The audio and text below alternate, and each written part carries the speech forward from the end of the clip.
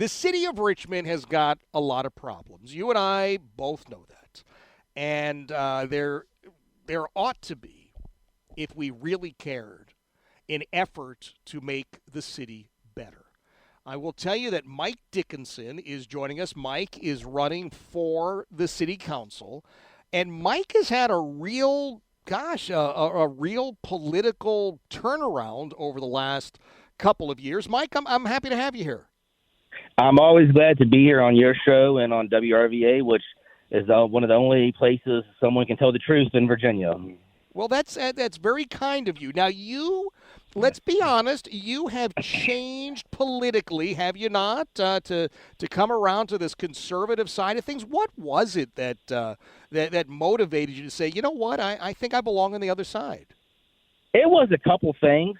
The biggest one was, as you grow up and you start writing checks for your business, you start seeing the government take more and more of your check, and that became a problem to me. It became a problem to me when I feel like the Democrat Party left people who ran businesses and people who work for a living, left them behind to pander for special interest groups.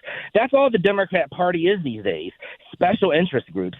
They don't care about the hardworking, blue-collar American family or family people at all. They don't want to help you get ahead. They want to make you their business partner, and they want to subsidize you to support everyone else that doesn't want to work. So it was that kind of anger. And then, President Trump played a part in it because, me, I've always been somebody who's been outspoken and not afraid to get into a tangle with somebody. And I really like that President Trump, was the same. He embodied the same kind of those same fundamentals as far as standing up for what you believe in and not being afraid to not back down and to fight. And so that, and then, also, God played a little bit of it. So it was a number of things. So, that really led me from being on one side to the other. Wow. All right. Well, listen, I'm happy to hear about your evolution, such as it is, and Yes. I want to talk a little bit about some of your ideas. To remind everybody which city council seat you are seeking. So I'm running for city council in Richmond in the 1st district. The 1st district is basically everything west of the boulevard. It is the museum district, Windsor Farms, Mary Mumford, the part of the city that's around Willow Lawn, all the way out to U of R area. We're really the district of the city that pays a lot of the bills and subsidizes a lot of this inept government that we have, which isn't fair because we pay for it, and then the people down at City Hall manage to wastefully spend all the money. Yeah. No, you're absolutely right. Tell me about schools, because this is the problem. Look, Mike, people come to this area, and I can tell you as the father of 3, everybody, and I mean everybody, said to me, you don't want to live in the city of Richmond. And I said, well, I'm a city guy. I like cities. I like, over the years, I've liked what they've offered and the rest of it. And everybody, regardless of their age, their gender, their religion, everybody was united in saying, you do not want to send your kids to RPS. Now, that's a terrible, terrible situation, but that's the truth. And do we have any way to fix that? Well, we need to get leadership who is accountable and can solve problems and doesn't want to merely just grandstand. The problem is that we elect people into City Hall and into the city council and into the mayor's office who only want the title. They don't want to get anything done. Every 4 years when the elections come up, everybody talks about, we want to fix the public schools, and nothing ever gets done. Look at the last 4 years.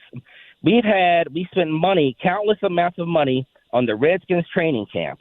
We spent money to remove the statues. Now Mayor Stoney wants to spend money to build a slavery museum, up to $50 million. And even look at the Navy Hill.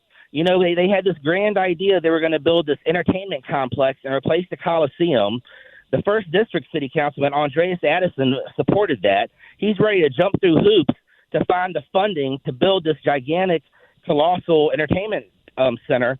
But during the last 3.5 years, nobody was willing to jump through hoops to find the funding to fix the deplorable conditions of our city schools. So it's just, to me, it's just a farce that people are outraged over 100-year-old statues when we have 100-year-old schools that continue to persist. And, if you look at it, you look at the spending priorities. It was about a week and a half ago, Mayor Stoney appointed the school teacher of the year in Richmond City, Rodney Robinson. He was a school teacher, and now he is the racism czar for the Richmond Public Schools. How much is that going to cost us? Why are we elevating people to administration? Why are we spending money on administration when all that money should be going to get us up to the bare minimum of physical schools?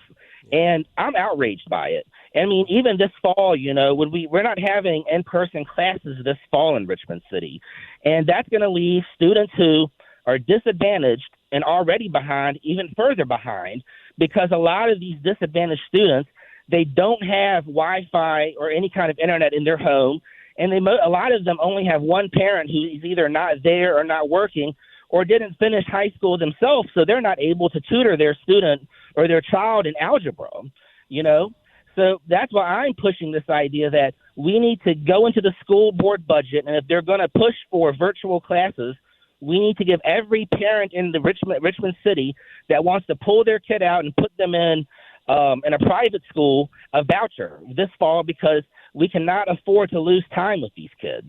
I agree with you. Mike, you mentioned the mayor and the statues. It had completely and totally slipped my mind. We've got so many different scandals underway. $1.8 million paid to somebody who just happened to be a LeVar Stoney donor? What do you make of that? Yes.